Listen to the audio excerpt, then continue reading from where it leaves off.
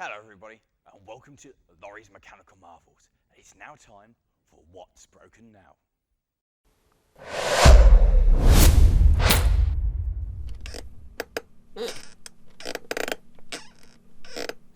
This month, I'm pleased to report that I've moved on from having just one working road vehicle.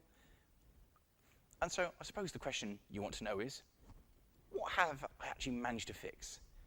And of course, did the big red thing behind me actually get fixed in time to go and do the show? Well, as you can see, it's still behind me.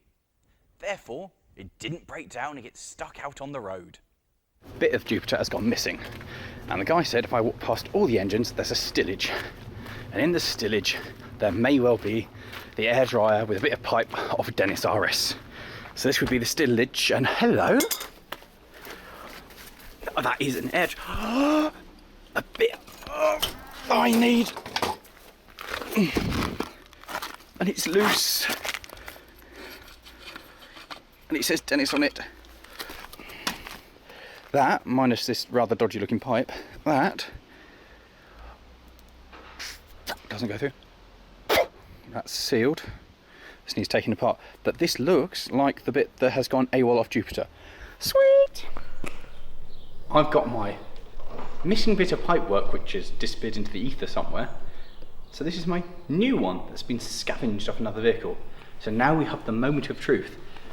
The air dryer in the scrapyard may have looked similar to Jupiter's, and this may look how I remember it looking when I took it off many, many moons ago. But now, let's go see if it will fit. Oh. Oh yes! No, oh no, maybe not. Take that, no, it's not. Not the right one? Oh wait. Those threads are pretty corroded, so it might be quite difficult to get in. That is indeed the right bit! We have found the missing piece. Well, you say found it. I've stolen the missing piece of a scrapped fire engine. There we go. So I think I've now owned Jupiter for 4 years. Possibly come up to 5. I lose track. It's been a whirlwind romance, really. I've owned Jupiter longer than my last relationship lasted, so that's saying something. And I've never serviced it because I'm a terrible, terrible human being. So, it turned. I'm not really sure what's going to happen here, apart from terribly scared. Oh dear.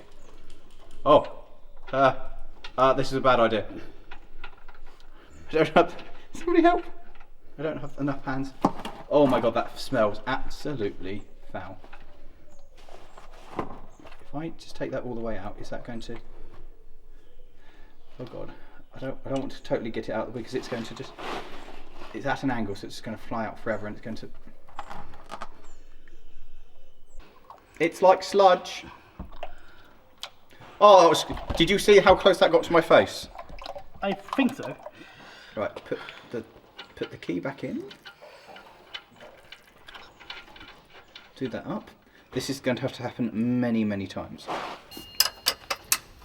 Come on, off you come. So here is my oil filter housing that's come off Jupiter. Notice the strange radiator lid that kind of is part of the weird ensemble that holds things together. And here from Perkins is my brand new oil filter, which you might notice is significantly smaller than the housing. And there lies a problem. You see, in here we have a bag that has 2 oil filters in it. Well, the problem being that when I spoke to Perkins and they sent me a diagram, which is coming up on the screen now, you'll see very clearly that housing holds just 1 filter. Today I'm going to be taking my newly found replacement air fitting up to where my air pipes are in the vague hope that they might all go back together again, and then I might have a functioning air system so that I could indeed take Jupiter out on Sunday, because it's now Thursday and it's getting rather tight. I've just been to collect my pipe work, my kind of slightly repaired main pipe, the joiner, and the new rubber pipe, which is what blew before. And then we have this, which is being tested to make sure it works, one-way valve stolen from the scrapyard. There is, however, one problem with this plan, and that's that doesn't actually fit in there. So now we're back to Jupiter is not going anywhere. And then I had a thought. If I could get somebody to make something to replace this bit, this elbow, because I've got the thread there, and I've got the pipe which should thread onto there. So therefore, the guy who made the new pipe that goes between this bit and the other bit evidently can make a thread that goes on there. So if he can do that, he can probably make one that will go onto this. Now, I'm not going to be able to get to see this chap tomorrow, but I'm going to go via the pub, because I bet I know somebody who can. I've been at the pub a bit longer than I anticipated. And don't worry, dear viewer, I don't drink, so I've just had a Coke. Or two. And we have discussed a lot of options. But my previous plan, it turns out, will not work. Because the guy who made my pipes simply stole the old fittings off of the original pipe that burst and put a new pipe to it, just clapped a new pipe onto it. So that won't work. Have I given up? Almost. But during my sugar high, and my friend Nigel's beer encouraged thought, we've come across two genius ideas. We have a plan A and a plan B.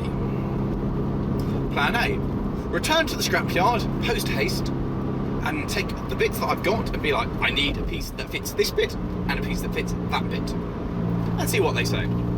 I'll either get lucky and we'll find the correct piece, or I'll be told no luck, to which we enact plan B. Plan B is that we go take my existing pipe and we take the remains of the old pipe that was attached to my new elbow union that was attached to that, straighten it out, clean it up, and then cut my existing pipe in just the right place, so they're the same length, and silver solder them together, because the thinner diameter pipe should go inside the larger diameter pipe. Silver solder them together, so they're going to take 11 bar, and hope for the best. And then post this event, you know, assuming it works and we get there, we'll then take it all off, send it off to a different company that's been suggested to me, and see if they can make up an actual proper, fully working, slightly more modern, less dodged solution. So we're now back to maybe we'll make it, which now means that tomorrow I need to go and finish the servicing. Assuming this filter turns up. Today, as part of work, I had to visit Thurlow Nuns, who, if you don't know, are an agricultural machinery specialist shoppy thing. They do tractors and service tractors and plant machinery and bits. And as I took in the item that I had to take in for work, I just happened to ask and said, look, I've got this old fire engine, I've got some pipes that don't go together. Don't suppose you guys would have the fittings for them? And they went, probably, but unless we actually have them, your description isn't really going to help. To which I went, I'm organised, I have them in the van, just in case this very thing happened. Right, they said.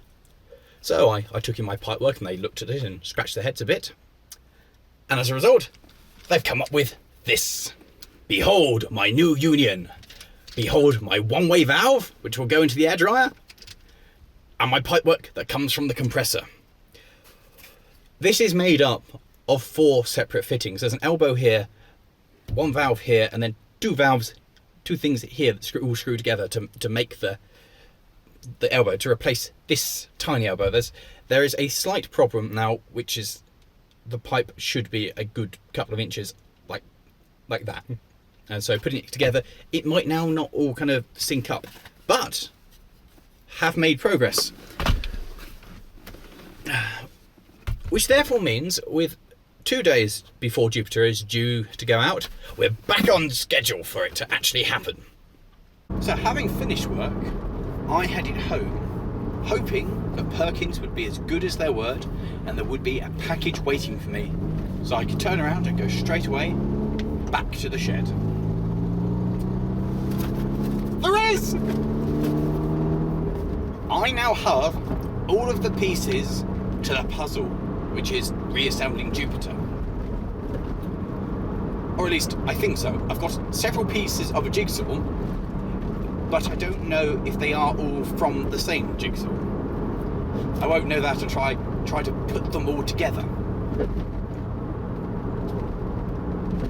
So at 6 o'clock on a Friday evening, rather than going out with my friends and doing what most normal people do on a Friday, I'm going to go attempt to put my fire engine back together again. Filter. Second filter. Sure to go. Like that. New big ring. Right. Let's make an oil filter. So it's Saturday. Jupiter is due out tomorrow. Currently, it still does not work. I've got a lot to do, but the most notable thing is I bought some more oil. These 3 here cost more than that did, because these 3 were over the counter, and that was a JM special from JM Mart. So that's the end oil can number 2. I'm just dripping the last of that out there. So we're going to check and see how much oil we actually have in this thing. Let's have a look. 7 litres in, and oh, there is a tiny bit on the end, so more oil needed. So I've got less than an hour to go before I'm meant to go. I'm just doing the final bolt at this end. I've got one more bolt to do to connect the airline to the compressor, which is proving to be really difficult. Then I've got to wind the brakes back on, because at the moment they're kind of binding to stop the truck, because there was no air when we reversed it in here, so it just stopped. So I've got to wind them on, so when its handbrake is on like now, it doesn't move anywhere. And then we've actually got to start it, which it probably is not going to start. It's going to be tight.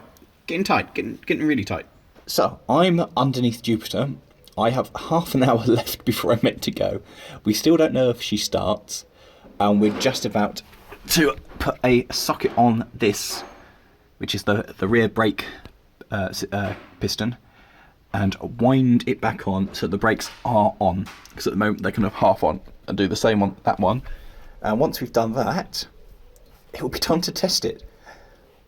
So at the moment I think we are going to the show, but anything could happen in the next half hour. Dun, dun, dun, dun, dun, dun. Stingray, ba ba ba ba ba.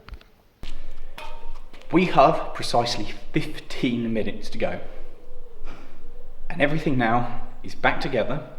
So all that remains is to see is, will it fire up? And then if it fires up, will it make any air? I am so nervous.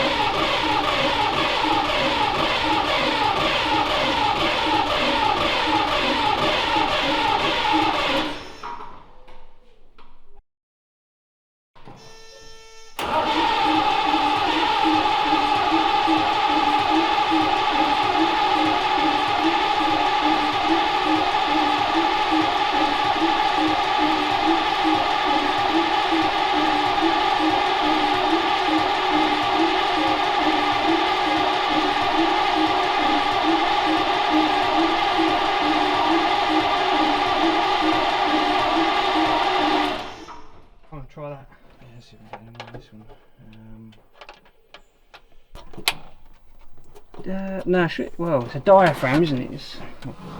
Try it like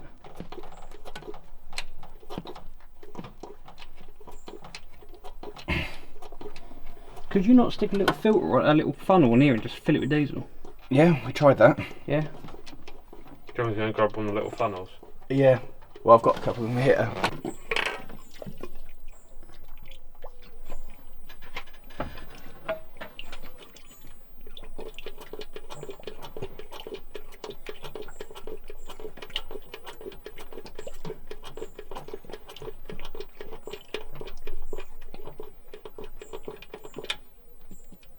That's it, it's at the top now. Yeah, that's full. Stop.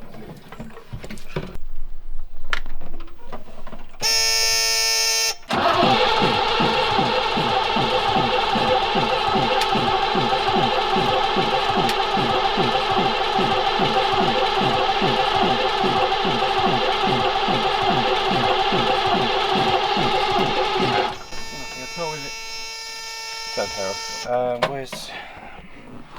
Let's see if we can crack an injector.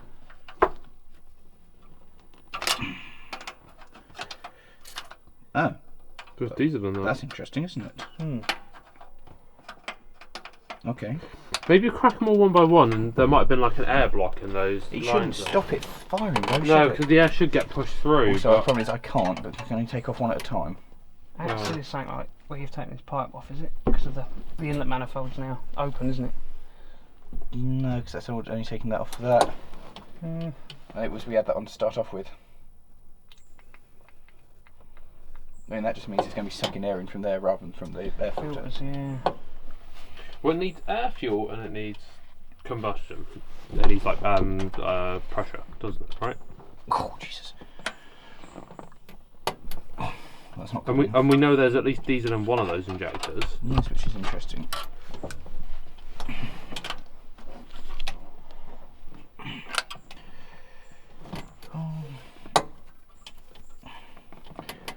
Jesus,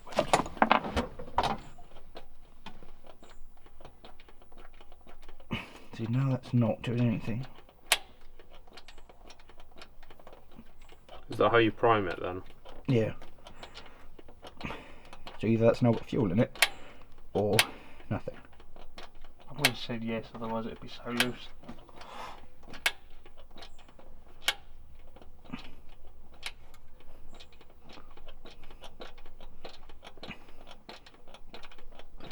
Turn it over again.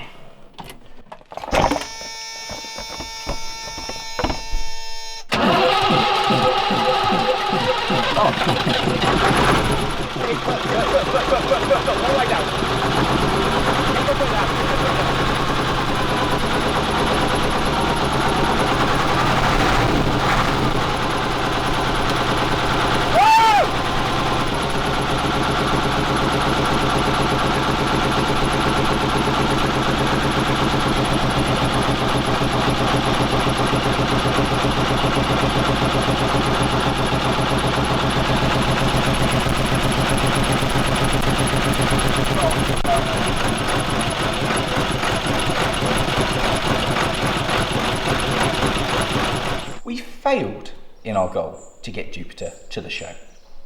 Admittedly, maybe we should have started looking at it earlier so we had more time to deal with the additional problems that have cropped up. For instance, the fact that the airlines that went away to be repaired have now got a hole in them.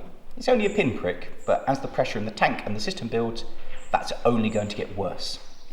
So we wouldn't feel comfortable taking that out anyway. So it's also developed an air leak, so that's perfect. A water leak in the cooling system on one of the hoses next door to the compressor because we've mucked around with it so many times, and it still doesn't have any fog lights. So even if it was all working and the brakes came off, we probably wouldn't be taking it anyway.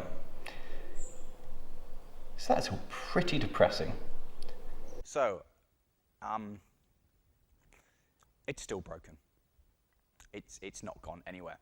We got to the stage, as you saw in the video, where we could have pushed it out and taken it, but it would have just been stupid because it would have failed, it would have broken, and it wasn't quite right. The front fog lights had packed up, and so it just we had too many known faults to try a long run.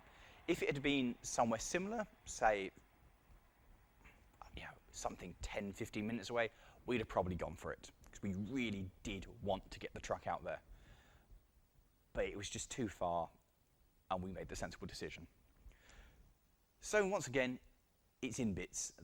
The air system has now been taken off again to go back to hopefully get the bit that was straightened out replaced and to get a longer hose on it. So, if Jupiter doesn't work, what did I get fixed? Of course, it's the mighty 106. So, moving forward to the Peugeot, you will remember last month that I ordered some new bleed nipples, which are this size. So I went back and reordered some different ones, which are this size, and which is, we believe, the correct size. Would you like to take a guess at how much this tiny thing costs? £11. Now, I assumed that £11 would be for, a set of two. No, I was most mistaken. That was for one, but it does come with this fancy little cap, which is obviously worth the extra £5. So I had to order two of them. When it turned up and there was only one in the packet, I was sat there going, I reread the ad and was like, oh no, it is. It's very kind of carefully written, so it says for front and rear. What it means is it's suitable for the front and rear, not that there are bleed nipples for the front and rear. So, for 11 quid, this really, really hopefully will work. And hopefully, we'll get this working again, and I'll be back to having multiple working vehicles. Yep. Right, moment of truth. We take this old one out, and hopefully nothing will come rushing out onto me. Lovely. And that can go over yonder. Did you put the toolbox down on the issue on my brand new bleed nipple? My very expensive bleed nipple. Do you know this is like the most expensive component I've put back on this car? Please be the right thread. Please. Oh my god, it actually goes in. After we fiddled with it and attempted to bleed up the brakes, and attempted again to bleed up the brakes, we fell back to the old, damn it, it's going to the garage. Well, I have just picked up the 106 back from the garage. And now, when I put my foot on the brake, we stop. The pedal no longer goes all the way to the floor, and there's a feeling of resistance there. The car feels, it feels safe. Before it went, the brakes didn't feel right. It felt, frankly, a bit scary. Whereas now, it feels right, and the car feels like my car again. And really, having got back into the 106, having not driven it for a while, and driving the MR2 everywhere, once I've got past the initial, where is the power sensation, because it is truly, truly gutless, I'm reminded what a wonderful little car this is. And it was there for a whole week. And they bled it up on their special rig and said there was no air in it whatsoever. So me and Matt actually did exactly what we were meant to do. The only thing they did adjust after they put it on the rollers and went, the brakes are 100% A-OK, is they adjusted the rear drum slightly. And that has actually made quite a difference. The handbrake only moves that much now. And we assume that if we put new pads on the front, so the cylinder only has to move a little bit, but the drums weren't replaced and there's wear on the drums, possibly the difference between the two, one set of cylinders only having to move that much and the other set having to move that much, might have been the reason the pedal was moving so far. We're not really sure, but the car is sorted now, and if we take away the fact that the gearbox is dying and with second gear is almost unusable, and the fact that it's definitely got a drive shaft on its way out, it's totally fine. Absolutely 100%. But it does mean I've now got a backup car. So if anything happens to the MR2, I'm not stranded. So on the subject of the MR2, it's only tried to kill me once this month.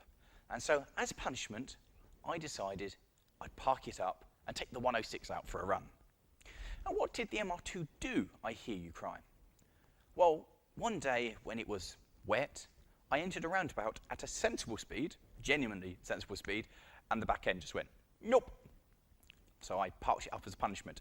And on the way back, in the 106 in the wet, I understeered on the same roundabout. So it turns out it's not the car, it was just that roundabout is very slick. And I went over it again when I borrowed my mum's 307 to move some stuff around because it's got a nice big boot. And I understeered on that as well. So clearly, it's just that roundabout. The MR2 was punished unjustifiably. And so I'm now scared to take it out because I feel it will now try to kill me because I've parked it in the shed. Before that, though, I've had it out in this amazingly hot weather, and I have absolutely adored it. There is literally nothing better than taking the T-tops off after a hot day and going for a drive around. It makes coming home after work so much better. And then my final working vehicle is my good old Ruston 48. Fresh from its fame and being a star of TV and the internet, it went back to the Mid-Suffolk Light Railway to take pride of place in the Mid-Suffolk Light Railway's Diesel Gala.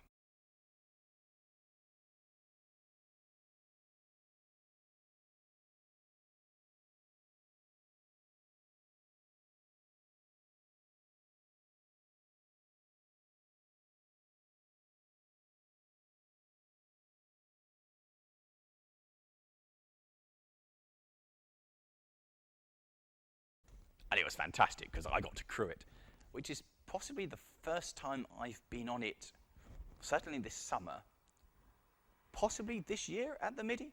I haven't done many turns on my own engine, so it was lovely to trundle up and down the line. I had a wagon, I had some special timetabled slots that I went up and down, and the rest of the time I was just shunting up and down in the loop, just entertaining the public, waving and generally having a lot of fun. And yes, I really did enjoy it. It was lovely having it in the public's eye and doing something with it. The thunder was somewhat taken away as a new locomotive had arrived, which is a Fowler built in 1912, which was a lost engine. And that somewhat stole some of the 48's thunder, but wasn't much. The 48 is still the better engine. I'm not biased or anything. But it's fine, it's done its job, I got to drive it. Good loco, did good job. So moving on to projects and things we're working on. The tractors. Well, I have been working very hard to try and get my tractors ready for the wedding. And when I say tractors, I mean tractor, because we've given up with Jeb. That's parked up, and I have too many vehicles in pieces to try and concentrate on something else. So I talked to a friend of mine who has a Ferguson TE20 and arranged that I could borrow that. I've been painting away and organising things for the 35, which is so close to being back together and working. The brakes on the Massey Ferguson also received some attention thanks to my old friend Lewis, who has been involved behind the scenes since before LMM began. In fact, he's been behind the scenes and helping out with things from the very beginning, for he came with me to buy Jupiter, and I believe his words were something on the lines of, "Why did you bring me? You were going to buy it anyway." Which pretty much is true, but he has helped with a whole host of my vehicles, and so for the first time, here he is on screen, fixing the brakes on the 35. I need to fork out about 600 quid on tyres, which is a lot of money for tyres. And I thought, I'll just talk to my friend to make sure he definitely wants these tractors before I put money down. And he went, I've been meaning to talk to you about that. I saw your video with Jupiter going to the wedding, and I kind of want somebody who's got vehicles that will definitely turn up. Needless to say, I am very hurt, very hurt, because I thought it was going to be great fun to turn up to this wedding on tractors. But clearly, he's not so enthusiastic anymore. So the good news is, I don't have 2 weeks now to put a tractor back together again. The bad news is, I don't know how he's getting to the wedding, and I don't know how I'm going to the wedding. I might still turn up on the tractor if it goes back together again. But yeah, that's deeply upsetting, deeply upsetting. We have, however, just made progress. Everything is now in primer. The tractor itself has just had some cleaning and preparation. So over the next few weeks, hopefully, it will all start to actually be the right colour again. And it's there. Oh, and the new dash still hasn't turned up. So that's the update on the main vehicles and the main projects. So with the pressure off, we can start to open up and generalize on everything again.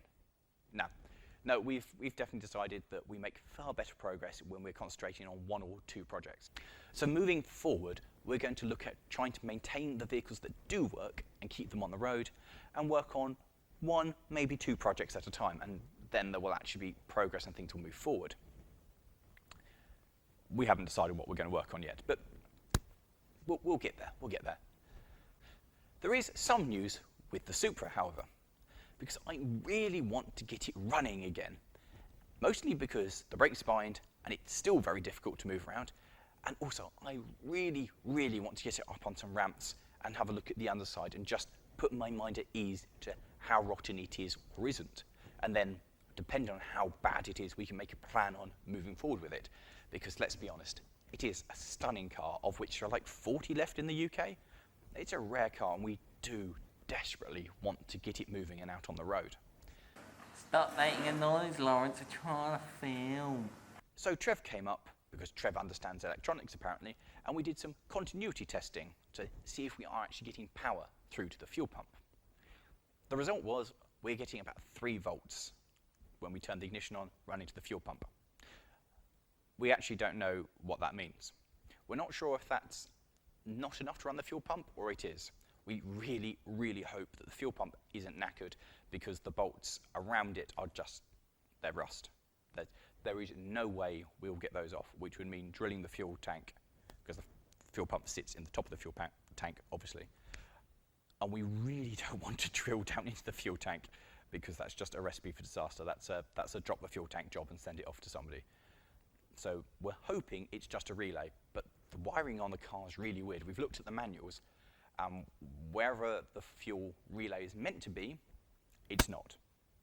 So that car remains quite a mystery, but over the next few weeks, hopefully we'll get it fired up and running again, just so it can move. The Dodge, there's actually some updates on that. While I went to the scrapyard looking for bits for this thing, I had a look around at other Dodge cabs. This is actually a cab which is better than my own. This is a Dodge cab, Dodge 100 series, with wings which may be better than mine. I might actually see about nicking some of these wings, because they're not awful. Well, I really want one of these, but I fear this one might be a little bit too much work. Dodge cabs, where would a Dodge cab be? Is that the kind of badge mine should have? Don't know, might not. During my visit to the scrapyard, I found myself some more souvenirs for the Dodge. Namely, I found a new Renault badge to go on the front, which obviously is the single most important thing that I could get for it. And finally, the MR2 Turbo. Nothing's happened on that, apart from we're pretty confident that when we've got our current projects out of the way, that's the next thing we're going to attack. Because really, there isn't that much that needs doing to it, and it's too good a car to leave in the shed for much longer. We really, really want that sorted and on the road. Realistically, it's going to be next year, next spring, we'll have that out, and hopefully we'll do some track days with it and actually really get to live it to its full potential. And the Lotus. We've done absolutely nothing with that. Well, apart from the theoretical discussions of what we could do, and we've changed our mind with the direction we're going with it yet again. For now, we've decided we are going to pull the Rover V8 out of it and swap it with the 1UZ, which comes out of the Lexus 400, which is a 4-litre V8, which generates about 300 horsepower. So it's a little bit bigger than the engine that's in it. It's a lot more modern, it's a lot smaller, and it's a lot lighter. So it's going to be a bit more in keeping with what the car should have in it, because the engine in it at the moment, we think, is going to completely muck up the weight distribution of the car. When it was working, I was driving it, it was exceptionally tail happy, because there was a lot of weight over the front. And we've got all this problem, as you've seen in the earlier What's Brokers now, with the body cracking because the radiator's been moved further forward. So putting the different unit in there should allow us to redesign the whole front end of the car and get it to be a bit more what it should be. Now, we realise that this is quite a major undertaking, because it's going to end up being a new engine, a new gearbox, probably a new drivetrain, and probably a new rear diff. to take the strain of this more powerful unit. But the idea came about is I want to put the engine onto lay flap carbs, the current engine, to get rid of that horrible bonnet bulge. And the best prices I could find for this was looking at being about £500. You can get one of these other engines for similar money. And the discussion was, well, for that money, let's make it cool. Let's make it live up to that kind of potential. Let's make it feel like a real Lotus. Also, have you heard those engines roaring? They're amazing. And it will make that one of a kind and hopefully live up to just some of what it could have been with this conversion. The idea behind it's not bad, but it is terrible. So hopefully we'll make it something special and something just amazing and something that we all here at LMM can be proud of. And that's it, guys. We've actually done a lot. We've had a lot of fun this month. It's been good. Things are going back together. So thanks for watching, guys. Please like, subscribe, leave a comment, and share this video with your friends. You know, share the LMM love around with everybody. And we'll see you next month, and hopefully I'll fix something else, and maybe this thing will finally start working again. But probably not, because I'll probably still be waiting for parts to turn up. Oh well. In the meantime, guys, if you've enjoyed this, how about clicking over there for the last What's Broken Now? Or maybe click down there to see the misadventure of that thing breaking down and why it's in its present condition. Thanks for watching. It's quite late. Let's go home. Oh, why does nothing work up here?